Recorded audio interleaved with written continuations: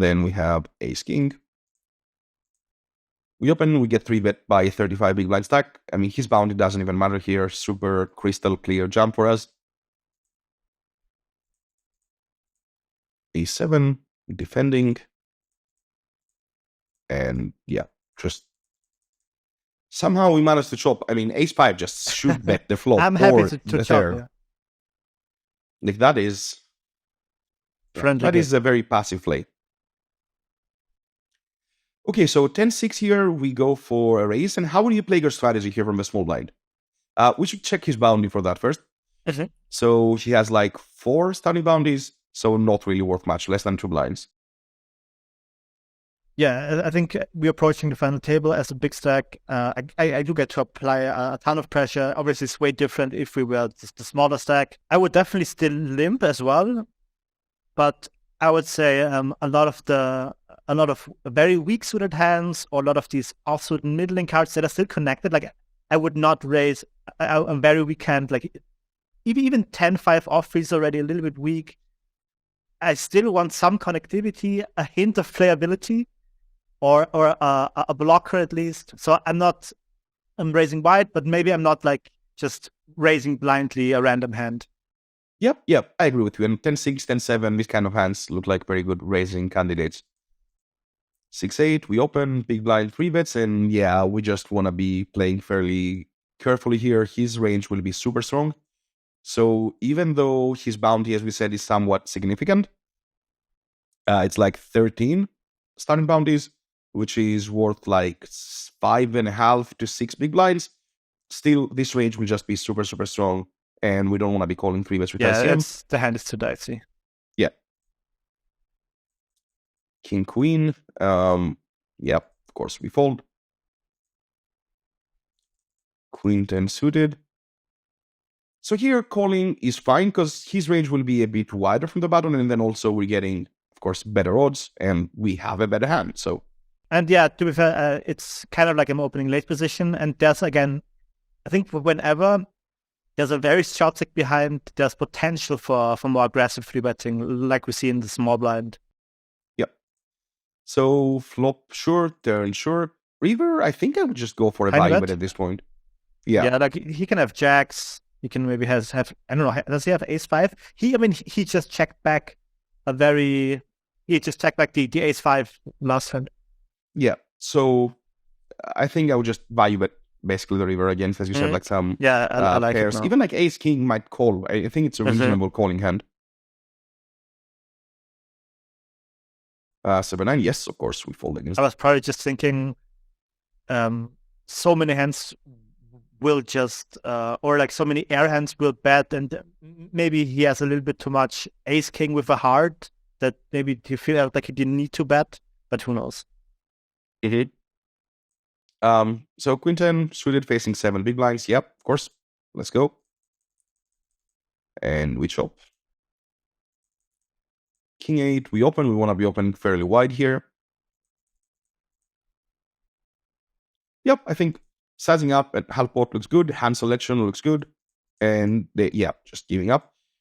Yeah, and the turn I don't like having an 8 anymore. Yep. Looks very good.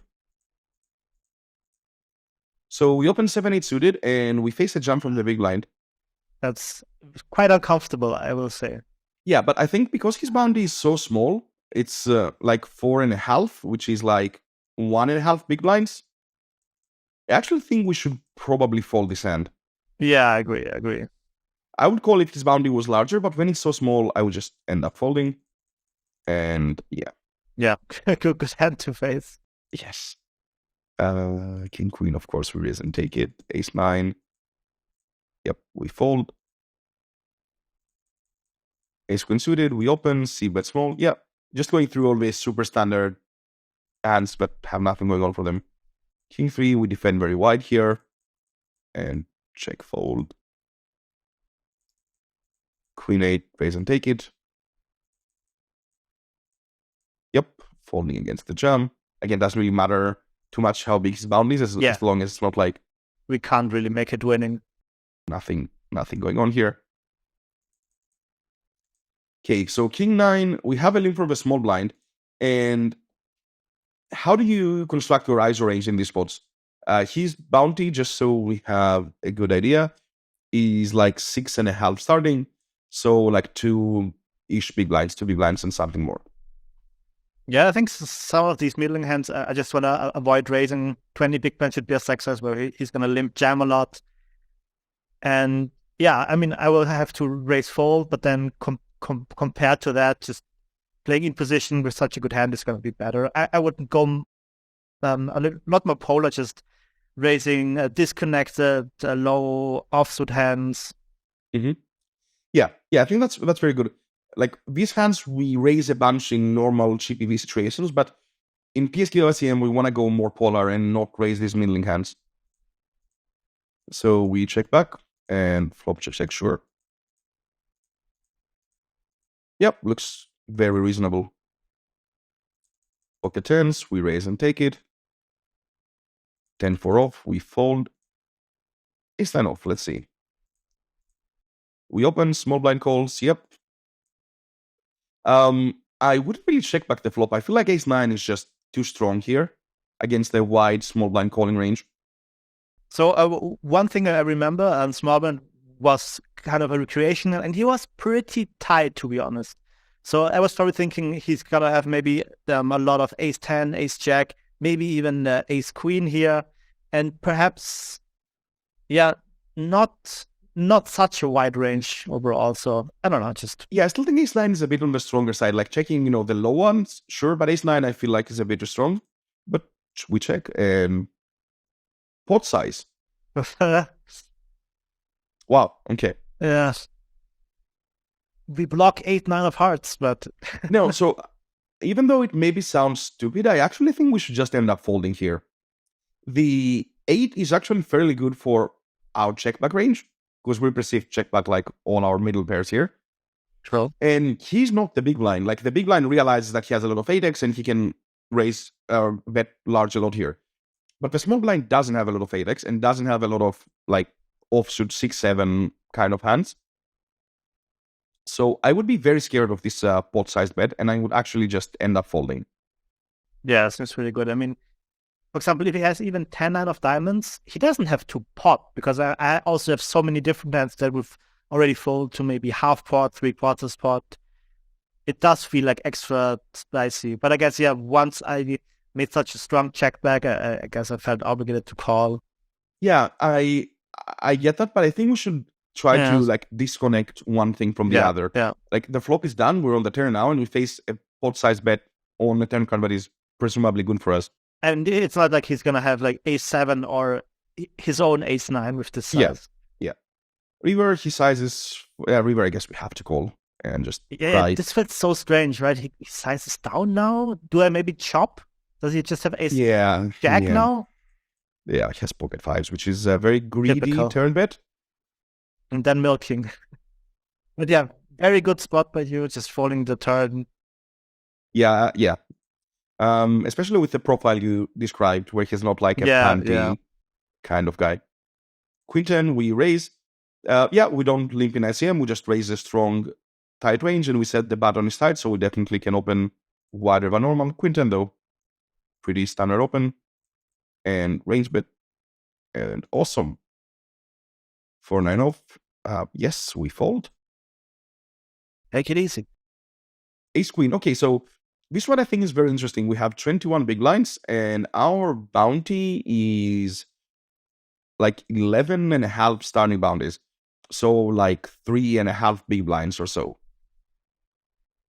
Because again, starting stack is 2K, so like... so like a third of our stack. Starting stack is 5K, I misspoke. So yeah. And I thought this was an interesting spot to see, do we get to have any jams? Or do we have raises? How do we play our range? I would guess it's only limp and jam, but this hand almost felt too strong to jam. So I went for a trap. Okay, a little bit of raising. Yeah, so because of the ICM, we're playing a bit closer to a non-PSKO strategy. A little bit of raising, obviously not much. But mainly we limp and jam. So jam, low pocket pairs, offsuit Ace-6. And Ace-Queen basically doesn't really care whether it jams or not. The response against jam looks like this. Yeah. So I would think people maybe call it a little bit tighter here. Like, do we see 10-9 suited calling for 20 blinds on the final table bubble? Maybe they do something where they call 19, but once it's 21, they might fold. Yeah. I think on the final table bubble, they probably don't call that. So maybe a bit more incentivized to... And maybe a good point is, I think I remember he was kind of passive tied, so he's maybe not isolating enough. That makes it maybe better to just raise ourselves. Yeah, it's supposed to isolate over 40%. Like every random complete garbage hand is like almost pure frequency ISO, like 9 dissolve, you can see 8-3 off, 6 dissolve, and so on. So if he misses those, then of course we end up losing EV with ace queen because we go post flop against 6-3 off and we lose. Yeah. So I think something like that probably happened too. Yeah. So I would be more incentivized to jam these off stay stakes, but obviously not a mistake. Flop, we bet, sure. King 7, we open, same reason as the Queen 10. Flop, check, call, sure. Against half pot, not much else to do. So on the river, you go for an overbet sizing. And in hindsight, I think I would just go small here.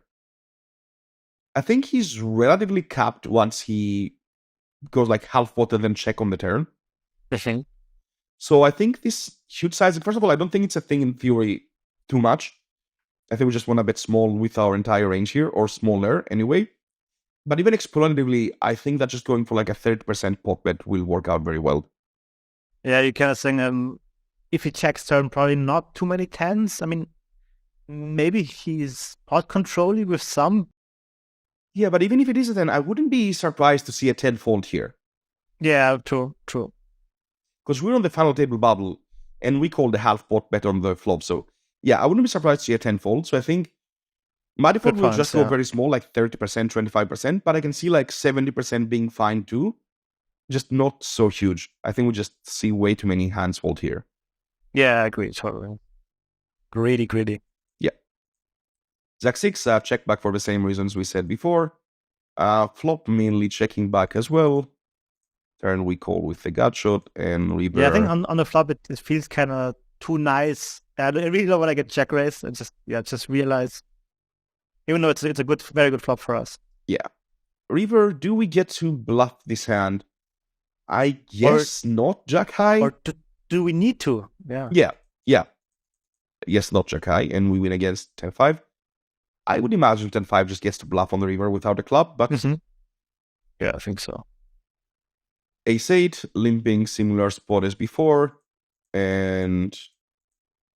Turn, I think I would just be inclined to start value betting. I think check also fine, but I would mostly value bet, and river we bet and take it. Perfect.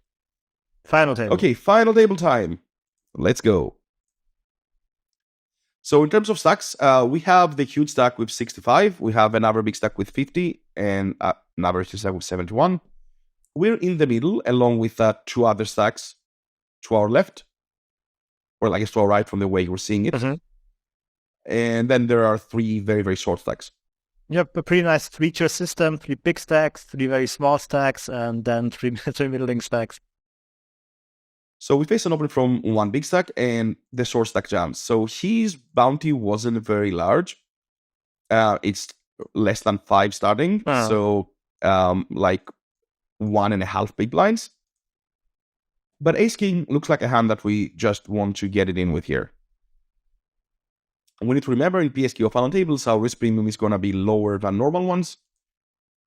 So we get it in and we lose to kings. We do have the sim for this. So we have beat here. Or could this be a different... I think there's 2 ace-king versus kings. Oh, yeah. True. Good point. No, we don't have this one because I thought it was a bit too standard for 8 big blinds. Yeah. The other one is a bit closer. Because against 8 big blinds and a very wide opening range, we just always go. The point is to win, Michael, not lose to kings. So soon enough. Ace 10, of course, we open. We're going to be tight here. He may be interesting. Could use a slightly bigger opening size. We're raising into the big stacks and the blinds. Here, I think because we'll be opening very tight, I would go for like a 2.5x sizing. Mm-hmm. I like that. Flop, half pot. Yeah, we have a super, super, super strong range here. Looks good. Yeah, we fold. His bounty I don't think is worth much from what we saw before. Yeah, like No, nothing. so nothing. 10-9. Nope. Definitely not. Ace queen suited.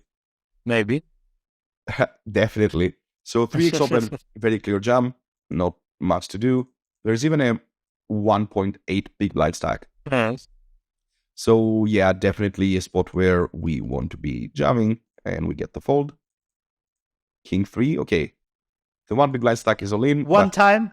No. Okay, so 6 blinds. I don't think we get to call here. Let's see how big is his bounty. Like, what is this? Like 16 starting bounties? Yes? Or no. It's 50, right? So 16. For 40k? Or what? Yeah, something around that. So it's like 4-5 big blinds. 4.5 big blinds. So yeah, just definitely not. But yeah, it's just so expensive with such able a bad to call hand. King 3 off. And we were even dominated. Yes. Okay, Queen 10 suited, 18 big blinds.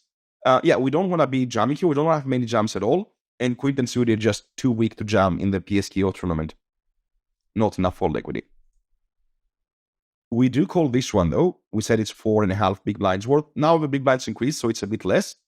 It's like but yeah, big bounty. 3.5, but yeah, not close. We have to get it in, and we suck out. Yay. 9-3, nope. 9-4, definitely nope. Ace-9, maybe. Yeah, we definitely open here. We don't really want to have jumps again, or many jumps, similar spot as before. Ace-9 definitely wants to raise. And range bet small against the big line. Yeah, seems very standard. Not much to say about it. Yes. We fold. King 7. We jump for 10. Yep, seems very, very standard. Ace King. Okay, this is the one. Yeah. Now we face an open from a 38 big blind stack. So it's still one of the bigger ones, but he's covered by quite a bit from the guy at his direct left. And now we have a 20 big blind rejam. So yeah, this is a much closer, more interesting spot than before, which was the 8 big blind stack. And again, this is the maybe a little bit tighter player with the pocket fives earlier. Mm-hmm. So what are your thoughts here? I mean, the number one hand I was expecting is probably also ace king, but it's really debatable if he even has that much ace queen. But I guess ace queen would be also a typical jamming hand for a lot of people, even though it's, I mean, ace queen suited maybe, but probably not sure if you want to jam ace queen off too much, or if you even want jams. Mm-hmm. And yeah, other than that, I was expecting like jacks and tens a lot. Mm-hmm. Yeah. So he has 14.5 starting bounties, which is, let's see, so we said like 2.2k, so like 30k-ish, so like around 3 big blinds, a bit less, like 2.7 big blinds. So bounty definitely not worth much. But one thing for us to keep in mind is that by doubling up here, we actually have a pretty decent chance to win the tournament, because we become the second stack. So I think future EV is quite high. So I would end up taking the spot. Yeah, so my thing was, it's unlikely that I'm doing terribly, and there's a small chance I face ace queen, and there's of course some dead money, but of course kings, but of course ace. Yeah. Okay, so we have under the gun opening, and we have a jam from the hijack. So as you said, the jam is supposed to be like some 9s, 10s, jacks, ace queen, ace king. Suppose jam king queen and king jack suited, which I doubted. Yeah. Against this range, we get to go with ace king jacks plus. Yeah, if that's ace queen off. I think we have a tighter version too. Yeah, we do. We have this tighter version where we did remove like some of this king jack. We gave queens full frequency. We gave 50% ace queen and 50% kings, 20% aces.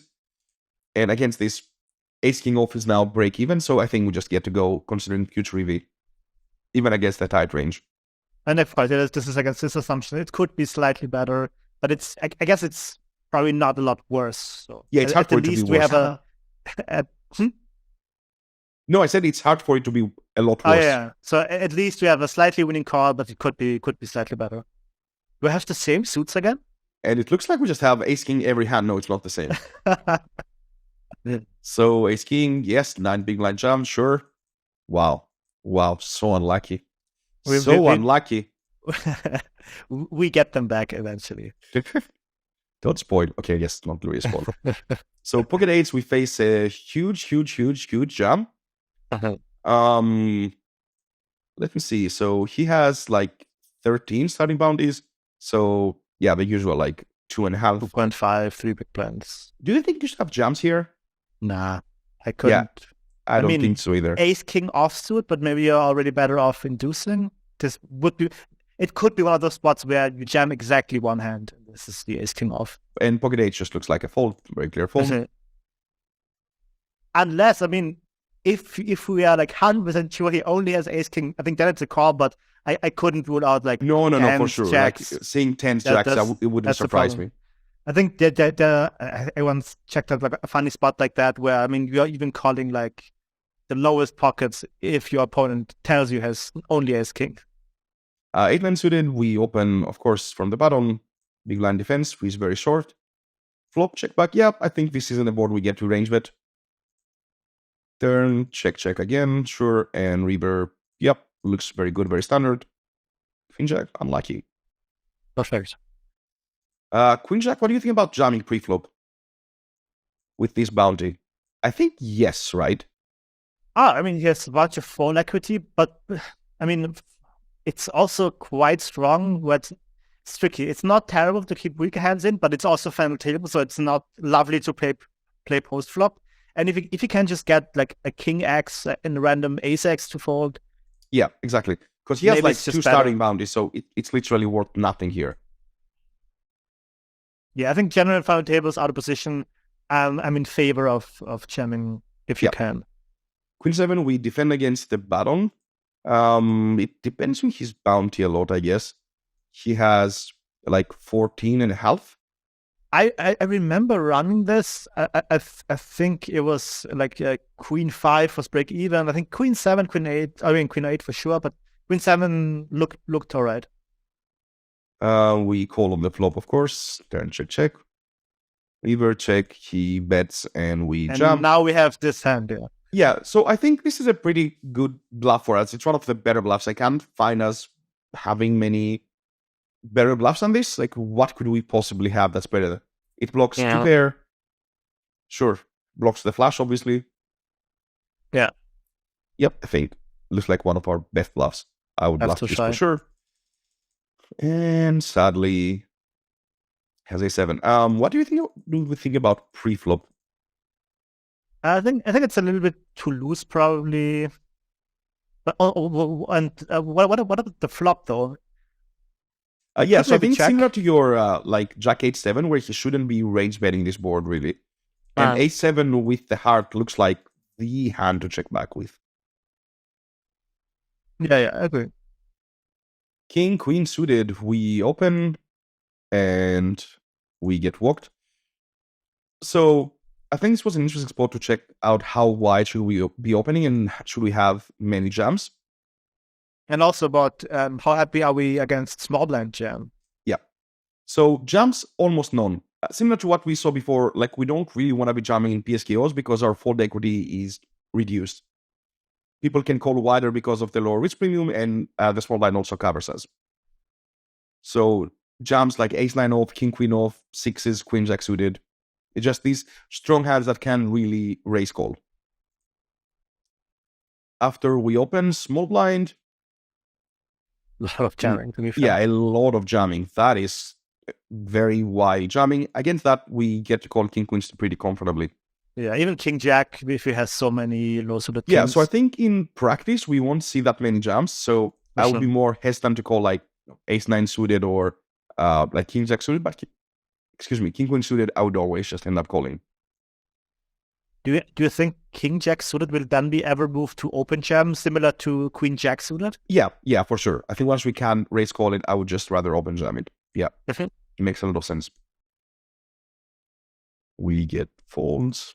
Queen Jack, we open, big blind defense. What do you think?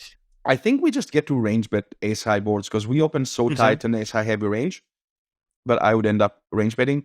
And at least a hand like this, I would always just bet. Maybe I can see, checking back some king, some like king, queen maybe. But I think Queen Jack just has to bet. We fold out all of his like king highs.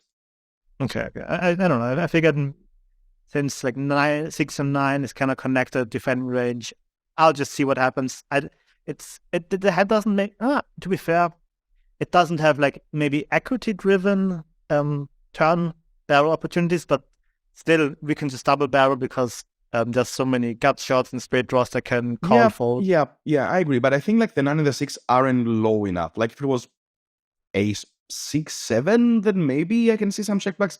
But I still think ace high boards are just so good for us. Yeah, true. Because we just open a very blocker heavy range. Ace queen suited. Okay, so this is a fairly interesting hand as well. I think it's the last very interesting hand that we have. Small blind raises. And if you want to talk me through your thought process here. Yeah, look at the table. He's a chip leader, bunch of like 15 to 20 big blind stacks. I think he's going to open all sorts of trashy hands, very weak hands. And, well, first of all, we can kind of fight back. I think a small sizing does a lot if it just opens like 10-5 off. If I have like a king blocker, I can get a lot done by clicking it back. And I had like this is maybe also a nice induce. I think jabbing is a waste. What this hand maybe wants to try to do is making it very small. Hope he has like some ace x, king x blocker that he can just still jam it in. Or just hope he has his own, like, I don't know, ace 10 suited and we stack off. Yep. So I think this is a very interesting spot, as I said. First, as you said, he's supposed to just open pretty much everything. He doesn't have limps, just jumps, offsuit ace x and middling suited hands and raises the rest. And yeah, so ace queen suited wants to mostly raise non-all-in along with ace king suited and some of our higher pairs. And for bluffs, we're just going to use some like king x offsuit with a low card, queen x offsuit, and so on. And as you said, the idea is that we still get to fold out so many hands. And also, I think the continuing range is a bit unrealistic here. King 7 off? Queen 7 off? King 7 and like jack 8 off and 6 do suited and 8 do suited because the price is getting so great and we have the bounty in play as well, which is fairly large. Yeah, no, definitely not. So as I said, this is very, I think, unrealistic. So he will fold a lot more, which makes, I think, the 3-bet much better. A little bit surprised that, for example, ace 10 suited, ace jack suited are just jamming and not clicking it as well.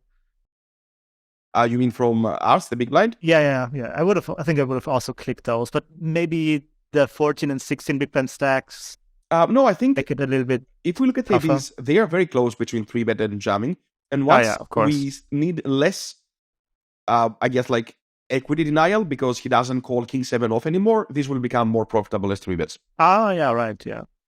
Because now with jam ace 10 suited, he folds like king 7 and 9-3 suited, which is great. But once he folds those anyway, then I think it makes more sense for us to 3-bet.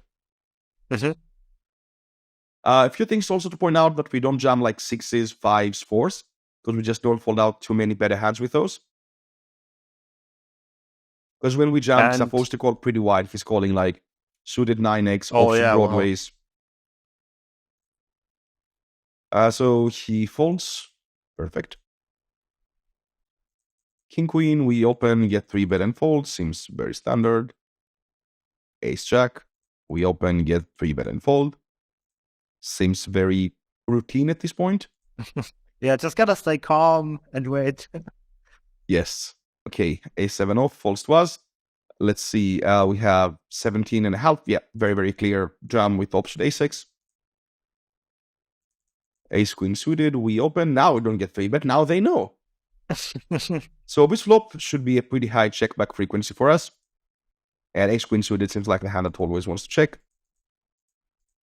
And yeah, looks good. Half pot on the river. I like it. Yes, we fold and we have an elimination. So now fewer players left. We are 5.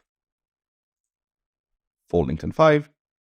Just going quickly through these like meaningless hands that there's nothing going on.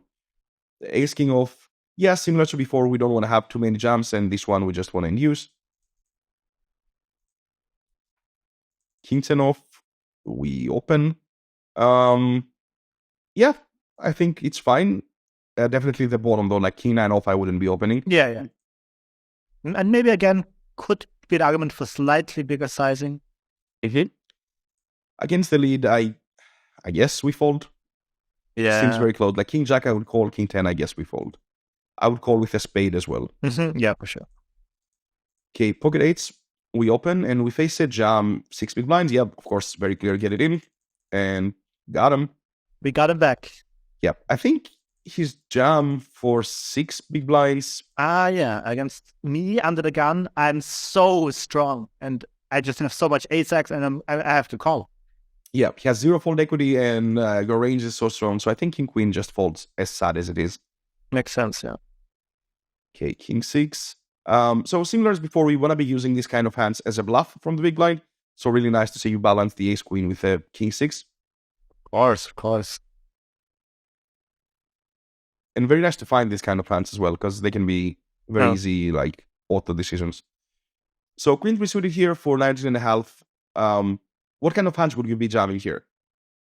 I also remember checking this. I think it was preferred to use slightly better ones, but it's the right territory. So like medium, low suited kings, queens, offsuit ace-x. And some low pocket pairs, right? Oh, yeah, for sure. Low pocket pairs, lower connected stuff. I mean, somewhat decent hands, not just some any two clownery. Yeah. And I also think this is a spot where our opponents are likely to overfold a bit because they overestimate ICM. So yeah, I think good. Now we are 3-handed, so we won't be going through every hand here. I think we can just go through the bigger ones and most important ones. Yeah, I think I get very lucky with kings at some point. There's just some cooler going on. So we have this jack 6 suited where we defend against the button. And against a c-bet, I think call is fine, raise is fine. I think both options are okay. Yeah, I think with overcard, back to straight draw on top of the flush draw, I'm happy to go here. Yep, and we win against pocket 5s. His play, I think, looks very standard as well. Yeah, this is the cooler. 3-bet, and yes. I mean, we were on the other side of this like twice already. It's about time. I guess so, yeah. Feels good. And then heads up. Yeah, so again, just going to go through a few of the biggest hands, like 2 or 3 of them. I think it starts out relatively large too, like 3-bet pot at least. Yeah, so we open 3 bets, we call, king, queen, nothing else to do. On the flop, I think raising is fine, calling also fine, but king, queen just super strong hand. Consider raising. That's a good point. But maybe, I don't know, maybe we're just shallow enough I can get it easily. Yeah. Would you go large on the turn, not just? No, just small. It's not necessary, right? SPR is so low. And he folds, so already a nice little pot for us. Then we have this nice little pot for us as well. Yeah, interesting in terms of sizings. So small, I think, is good on the flop. Turn.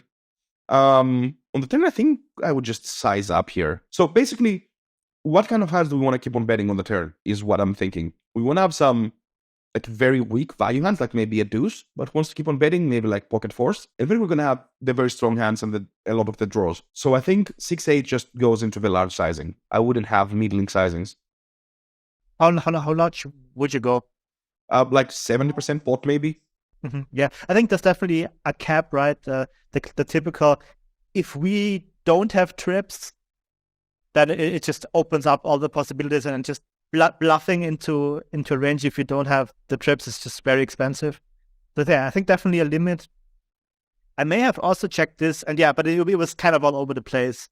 Some small, some middling, some larger sizings, and I guess same for the river. Large, but maybe not crazy over the top, like jam over bet or anything like that. Yeah. As queens, I think his hand super standard as well. Like, what can he do? Poor guy. Just has to call down. Then all these are fairly small hands. I guess the other like big one is the last one. Not much else going on, which is our ace 10. where our opponent just jumps and we call and we win against the 8. Yeah, a bit anticlimactic ending, but it is what it is. Overall, I think it was a very well-played hand history, and we saw many interesting hands, and thank you for joining and sharing your input. Yeah, that was great. Also learned a lot. Good to review. Amazing. Hey, just back with the scene that I spoke about, but we needed to run without the locks. So we had cutoff opening and button rejamming. And as a reminder, the button here had about 10 starting bounties, which was about 5 big blinds. So we were covering both the cutoff and the button, and we were wondering how wide do we get to call. This was like final 2 tables. Once I locked the same range we had in the previous sim, basically we get to go very wide from the big blind. You can see 7 season that close to the bottom, we get to call even 4s, and some 3s are break even. So pocket pairs we go very wide on because the button doesn't jump too many pocket pairs. The majority of his range is high cards. So pocket pairs end up doing very, very well. You can see we don't call like king jack suited or ace 9 suited, we just go very wide on pocket pairs. Once we call, the cutoff is supposed to act like this. So fold a lot, get it in with like 9 seconds are calling, so like 10s plus are getting it in, ace queen. And once the cutoff rejumps, we just call 10s, ace king. So we're folding 9s, 8s, ace queen suited from the small blind. Or from the big blind, sorry. So we do get to play fairly tight against the cutoff, but we get to call very wide against the bottom jam. So spots like this definitely worth keeping in mind that once the jammer's stack is fairly large and we cover the opener, once the jammer's bound is very large and we cover the opener, we actually get to stack off pretty wide here, regardless of the ICM. So yeah, just wanted to let you know about this hand. And hope you guys enjoyed it and see you on the next chapter. Bye-bye.